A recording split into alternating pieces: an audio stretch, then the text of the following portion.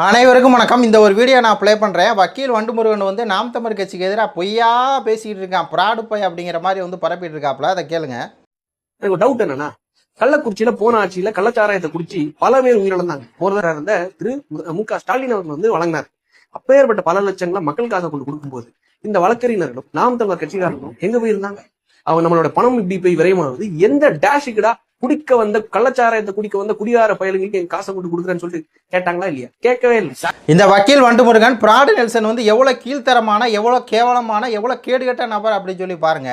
கள்ளக்குறிச்சியில் கள்ளச்சாராயம் குடிச்சு 60 பேர் இறக்குறாங்க. அவங்க குடும்பத்துக்குலாம் ஸ்டாலின் வந்து காசு கொடுக்குறாரு. அவர் காசு கொடுக்கும்போது நாம் தமிழர் கட்சியை சேர்ந்த வழக்கறிஞர், நாம் தமிழர் கட்சிக்காரங்க யாருமே வந்து அந்த 10 லட்ச ரூபா கொடுக்கக்கூடாது, மக்கள் வரி பணத்தை கொடுக்கூடாதுன்னு சொல்லவே இல்லைன்னு சொல்லி அப்பட்டமாக ஒரு பொய்யை சொல்கிறாப்புல இந்த வக்கீல் வண்டுமுருகன் அப்படிங்கிற ஒரு கேவலமான ஒரு கீழ நபர். ஆனால் சீமான் அவர்கள் பேசினதை இப்போ வந்து ப்ளே பண்ணுறேன்.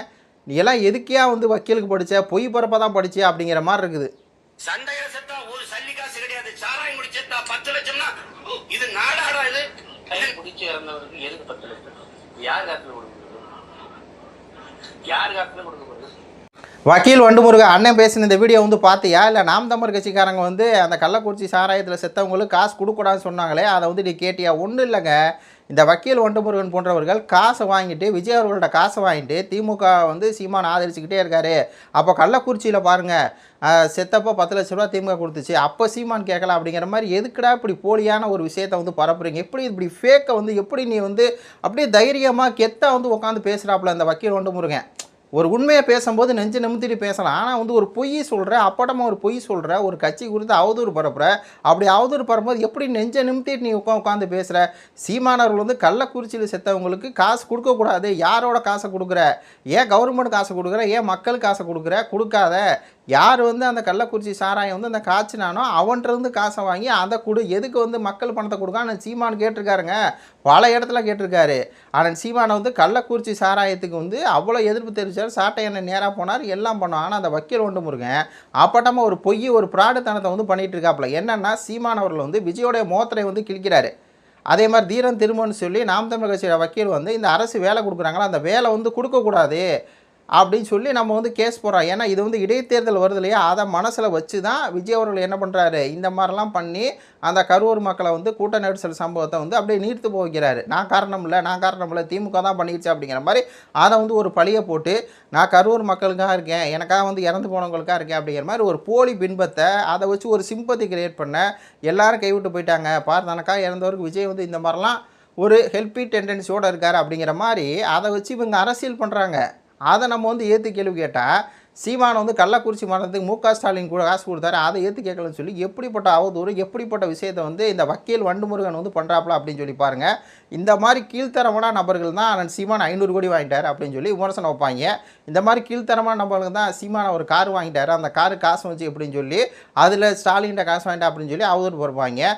சாட்டை திரும்ப 80 லட்சம் பணம் வாங்கிட்டான்னு சொல்லி அவதூறு பரப்பாங்க. அப்போ இவங்க பூரா யார் அப்படின்னா விஜய் அவர்கள்ட்டையும் இன்னும் சிலர்கிட்டே வந்து காசை வாங்கிட்டு நாம் தமிழர் கட்சிக்கு எதிராக பொய்யையும் அவதூறையும் பரப்பக்கூடிய ஒரு இழிவான ஒரு பிறவிகள் அப்படின்னே கூட சொல்லலாம். அந்த வக்கீல் வண்டுமுருகனுக்கு நான் சொல்கிறேன், ஆதாரமெல்லாம் பேசுகிறியே, நீ எல்லாம் வந்து சோத்தை தான் திங்கிறியா அப்படின்னு சொல்லி நம்ம கேட்கணும். ஒரு நாம் தமிழர் கட்சிக்காரனும் இந்த வக்கீல் வண்டுமுருகனை எல்லாம் கேளுங்க, நீ சோத்தான் திங்கிறியா? ஏன்டா இப்படி பொய்யா பேசுகிற? வாயை திறந்தாலே பொய் பொய் பொய் பொய், அதையும் தைரியமாக உட்காந்து பேசுகிறியே, நீலாம் மனுஷன் தானா அப்படிங்கிற ஒரு கேள்வியை போய் கேளுங்க. இதை கொஞ்சம் பாருங்க. எங்க போகல, என் பையன் போனாலும் போயிட்டு போறியா, என் பையன் போனாலும் போயிட்டு போறியா, எனக்கு பையன் மாதிரி என் பையனாட்டமே இருக்கிறாரு, என் பையன் தான் போதும். விஜயோட கூட்டத்துக்கு போய் தான் இந்த உயிரிழப்பு போகுது. இந்த மாதிரி தாய் இருக்காங்கல்ல, இந்த மாதிரி தாயை வந்து அரசு வேலை கொடுக்க சொல்லுங்கள் விஜய். அவன் இந்த மாதிரி தாய் தான் என் மையன் செத்தாலும் சாகட்டும், விஜய்க்காக தானே போயிட்டு போகிறான், என் மையன் போயிட்டு போகிறான், என் மையன் செத்துட்டு போகிறாங்கிறாங்க பாருங்கள். இந்த மாதிரி தாயோட மனநிலையை வச்சுக்கிட்டு நம்ம ஒன்றுமே பண்ண முடியாது.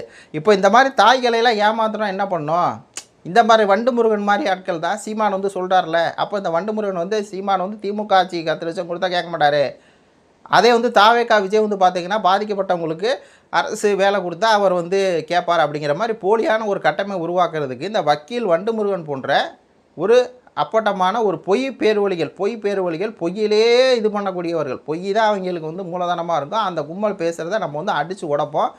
அடுத்த செய்தி ரொம்ப எனக்கு வந்து ஒரு சோகமான செய்தி. என்ன அப்படின்னா, அப்சர் ரெட்டி இருக்காங்களா, அதிமுக சேர்ந்த அப்சர் ரெட்டி, அவங்களுக்கு மட்டும் செய்தி தொடர்பாளர்லேருந்து அவங்க பார்த்தீங்கன்னா இப்போ கொள்கை பரப்பு துணை செயலாளர் பதவிக்கு வந்து உயர்த்தியிருக்காங்க. ஏன் எங்கள் அக்கா காளியம்மாளுக்கு ஏன் வந்து நீங்கள் ஒரு மகளிர் அணி செயலாளர் பதவி கொடுக்கக்கூடாது, இல்லைனா மகளிர் அணி தலைவி பதவி வந்து கொடுக்கக்கூடாது, ஏன் காளியம்மாளுக்கு மட்டும் ஏன் ஊதியம் அடிக்கிறீங்க எடப்பாடி பழனிசாமி அப்படிங்கிற கேள்வி வந்து எனக்கு கேட்க தோணுது. அப்சரா ரெட்டி அவர்களுக்கு பதவி உயர்வு, ஏன் அப்சரா ரெட்டி வந்து நேற்றை கூட பேட்டி கொடுக்குறாங்க, என் கட்சியிலேருந்து போனால் விஜயபாஸ்கர், இந்த எம்ஆர் விஜயபாஸ்கர் இவங்கெல்லாம் வந்து ஊழல் பேரொழி தானே, ஏன் வந்து விஜய் கட்சியில் சேர்ந்தார், அவர் வந்து எங்களை ஊழல் சத்திங்கிறாரு, அப்போ ஊழல் சத்தியை சேர்ந்தவங்களாம் எதுக்கு கூப்பிட்டு வச்சு பதவி அவர் வந்து கட்சியில் சேர்க்குறாரு, பதவி கொடுக்குறாரு அப்படின்னு சொல்லி அப்சரா ரெட்டி வந்து கேட்குறாங்க. அது மட்டுமா கேட்டாங்க, இவங்கெல்லாம் துரோகிகள், எடப்பாடிக்கு வந்து துரோகம் பண்ணிட்டாங்க, இந்த 7 பேர் வந்து துரோகிகள் அப்படின்னு சொல்லி சொல்கிறாங்கல்ல அப்சரா ரெட்டி. அப்போ அப்படி சொன்னால் எடப்பாடி என்ன பண்ணுவார், அப்சரா ரெட்டிக்கு தானே பதில் வந்து பதவி உயர் வந்து கொடுப்பாரு. எங்கள் அக்கா அப்படி சொல்ல மாட்டாங்க. எங்கள் அக்கா வந்து என்னம்மா சொல்லுவாங்க, தலைமை மேலே வந்து ஒரு அதிருப்தி, இந்த போன 6-7 பேருமே தலைமை மேலே ஒரு அதிருப்தியில் இருக்காங்க. தலைமை சரியில்லைங்க, தலைமை சரியில்லைன்னு அவங்க நினைக்கிறாங்க. அக்கா காளியம்மாள் வந்து விகடனில் பேட்டி கொடுங்க சொல்கிறாங்க, எடப்பாடியுடைய தலைமையில் வந்து அவங்களுக்கு கொஞ்சம் கசப்பு மன கஷ்டம் வந்தனால அவங்க போயிட்டாங்க. அப்போ எடப்பாடி யாருக்கு வந்து பதவி கொடுப்பா, துரோகம் மட்டும் போயிட்டாங்க அப்படின்னு சொல்கிற அப்சர்வேட்டிக்கு தானே பதவி கொடுப்பாங்க. ஆனால் எங்கள் அக்கா வந்து அப்படி பேச முடியாது. ஏன்னா எங்கள் அக்கா அப்படி பேசுனாங்க அப்படின்னா அப்புறம் நம்ம திருப்பி பதிலுக்கு, ஏக்கா நீ எல்லாம் அதிமுகவை சேர்ந்த அந்த எம்ஆர் விஜயபாஸ்கரோ அப்புறம் வந்து சத்யபாமாவையோ மரகதம் குமாரவேலையோ நீங்கள் சொல்ல முடியுமா, நீங்களே துரோகம் மட்டும் தானே வேறு கட்சிக்கு போயிருக்கீங்க, உங்களை வளர்த்துட்டு கொண்டு வந்த கட்சிக்கு வந்து போயிருக்கீங்களே அப்படின்னு சொல்லி நம்ம கேட்போம்ல. அதனால் அக்காவால் கேட்க முடியல. அது மட்டும் இல்லாமல் அக்கா என்ன பண்ணுறாங்கன்னா, எடப்பாடி பழனிசாமி அப்படிங்கிறவர் இருக்கார்ல, அவருக்கு எப்போ வேணால் அக்கா துரோகம் பண்ணுவாங்க அப்படிங்கிற சிந்தனை யாருக்கு இருக்கான், எடப்பாடிக்கு இருக்கான். நாம் தமிழர் கட்சியில் இருக்க வரையும் அண்ணன் சீமான் அவர்களுக்கு வந்து குலதெய்வமாக இருந்தாங்க. திடீர்னு அண்ணன் சீமான் வந்து 10 நிமிஷம் தலைவர் சந்திச்சிட்டாருன்னு சொல்லி மேடையில் ஒரு பொய்யை பரப்புனாங்க. அதே மாதிரி தான் எடப்பாடிகிட்ட போய் பல பொய்களை வந்து பரப்பியிருப்பாங்க. எடப்பாடி ஐயா விஜய்க்கு வந்து நீங்கள் ஆதரவு கொடுத்தீங்கல்ல, அதான் உங்கள் தோல்விக்கு காரணம் அப்படிங்கிற மாதிரியெல்லாம் பல விஷயங்கள் அக்கா வந்து அந்த பொதுக்கூட்டத்திலே எல்லாம் பேசி கடைசியில் ஒட்டு மொத்தமாக என்ன ஆகி போச்சுன்னா, அப்சரா ரெட்டிக்கு வந்து பதவி வேறு, எங்கள் அக்கா காளியம்மாளுக்கு வந்து விபூதி அடிச்சு விட்டார் எடப்பாடி பழனிசாமி. அதை நினைக்கும் போது தான் கொஞ்சம் மனசு வந்து சோர்வாக இருக்குது. ஏன்னா அக்காவெல்லாம் வந்து பார்த்திங்கன்னா திறமையான பேச்சாளர், ஒரு எம்எல்ஏ கேண்டிடேட் நிற்க தகுதி வாய்ந்தவங்க. இப்போ நாம் தமிழர் கட்சியில் இருக்க வரையும் பார்த்திங்கன்னா சாதாரணமாக இல்லை, அவங்க பேச்சு வந்து அப்படி இருக்கும். ஆனால் இப்போ பாருங்கள், அதிமுகவில் போய்ட்டு அக்காவோட பேச்சே பாருங்களேன், ஜெயலலிதா அம்மா, எம்ஜிஆர், எடப்பாடியார், இப்படி தான். திராவிடம் வந்து இலவசம் கொடுக்கணும், அந்த இலவசம் வந்து பார்த்திங்கன்னா மக்களுக்கு கரெக்டான ஒரு இதாக போய் சேரணும் அப்படிங்கிற மாதிரி அக்காவுடைய திராவிடம் அப்படிங்கிறது அதிமுகவில் இல்லை, இது தமிழர் தலைமையான கட்சி அப்படின்னு சொல்லி அக்கா வந்து பேசும்போது எப்படி இருக்குன்னா அப்படிங்கிற மாதிரி தான் இருக்குது. அப்போ இப்படியெல்லாம் அக்கா வந்து அதிமுக கொள்கையில் ஒன்றி போகாத அக்காவுக்கு வந்து எப்படிங்க எடப்பாடி பதவி உயர்வு கொடுப்பாரு, பதவி வந்து ப்ரமோஷன் வேணால் பண்ணுவார். எப்படி ராஜீவ்காந்தி வந்து ஃபஸ்ட்டு மாணவரணி தலைவர், அப்புறம் மாணவழி செயலாளர், இப்போ மாணவர் செயலாளர் கூட இல்லை, செய்தி தொடர்பாளர் கூட இல்லை, ஏதோ ஊடகத்தில் பேசலாம்ப்பா அப்படிங்கிற மாதிரி ஏற்பாளர் ரேஞ்சுக்கு போனாருங்க ராஜீவ்காந்தி. கோவை தெற்கு செந்தில் பாலாஜி நிற்க வேண்டிய தொகுதி இல்லை, நம்ம ராஜீவ்காந்தி தான் நிற்க வேண்டிய தொகுதி. அந்த நேரத்தில் தான் ஒரு ஸ்க்ரீன்ஷாட் வெளியே வருது, யாரோ ஒரு பெண்ணுக்கிட்ட, அதுவும் யாரோ ஒரு பெண்ணுன்னு சொல்ல முடியாது, ஒரு குறிப்பிட்ட நபர் ஃப்ரெஞ்சில் என்ன ஃபேமஸ்ன்னு கேட்டிருக்காரு நம்ம ராஜீவ்காந்தி. ஃப்ரெஞ்சில் என்னங்க ஃபேமஸ் அப்படிங்கும்போது எனக்கு தெரிலங்கன்னு சொல்ல அப்புறம் இல்லைங்க அதில் வந்து ஒரு ஃபேமஸ் இருக்குங்கன்னு சொல்லி இவர் ஒரு வார்த்தையை சொல்லிட்டாருன்னு சொல்லி அந்த ஸ்க்ரீன்ஷாட்லாம் வெளியே வந்துச்சு. பாவம், அந்த ஸ்க்ரீன்ஷாட்டை வச்சுக்கிட்டு கனிமொழி டீமு ஆராசா டீம் எல்லாம் சேர்ந்துக்கிட்டு, நீ வந்து நேற்று வந்தவன், நீ வந்து எம்எல்ஏ கேண்டிடேட்டாக எப்படி நிற்க முடியும்னு சொல்லி உள்ளடி வேலை பார்த்து பாவம் ராஜீவ்காந்தியை மேலே இருந்தவர் கீழே கொண்டு போயிட்டாங்க.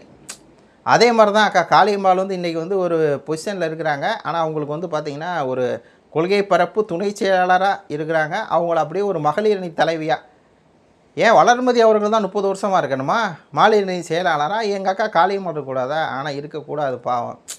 அதான் அக்கா காளியம்மாளுக்கு பதவி உயர்வு இல்லை, அப்சரா ரெட்டிக்கு வந்து பதவி உயர்வு. எடப்பாடியார் வந்து இப்படி ஊதி அடிக்கக்கூடாது எங்கள் அக்காவுக்கு. எனக்கெல்லாம் ரொம்ப வருத்தம்ப்பா, ரொம்ப வருத்தம். இதோடைய கருத்துக்களை சொல்லுங்கள். நன்றி, வணக்கம்.